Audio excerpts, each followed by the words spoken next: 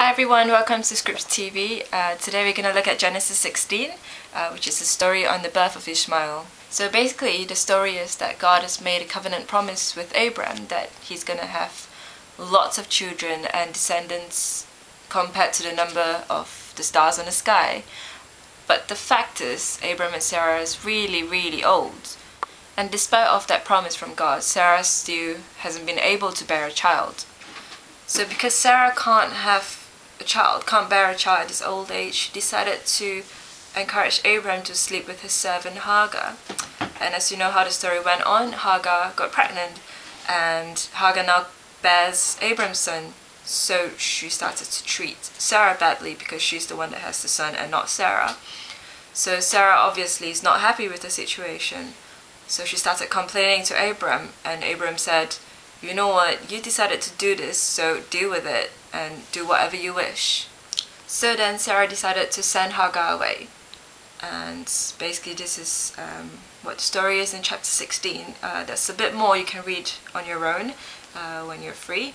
Right, so the three main points that I want to bring out today is that first, you can see that God has a covenant with Abraham that he's going to have a son. Well, he's going to have many sons after sons after sons.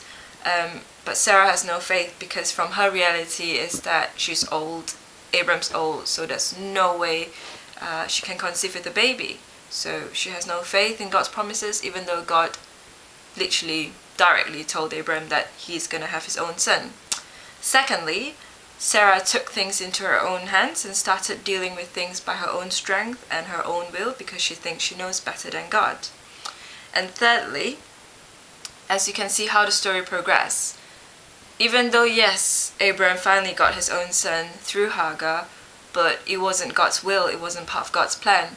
So things started going badly. Hagar started to be very mean to Sarah, started to treat Sarah badly because she's the one that has Abraham's son, and Sarah's not happy with the situation, and as you know how the story goes. So as you can see, when we start taking things into our own matter, into our own strength, and not trusting that God will do it as how he said he would, things will start to turn bad.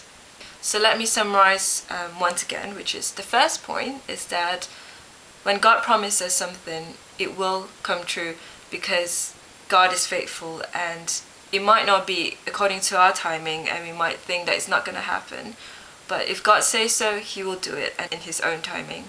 And secondly, so many times that we think we're better than God and that God doesn't know what he's doing and we know what we're doing, and that's very dangerous because thirdly, once we take things into our own hands and try to do things our way, there's going to be consequences for us to face if we don't obey God and trust him that it will come true through him and not through ourselves.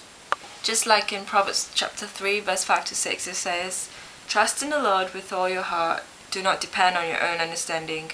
Seek his will in all you do, and he will show you which path to take." So trust in the Lord with all your heart and lean not on our own understanding. So this is a challenge for you today. So thanks for listening and have a good day. Bye!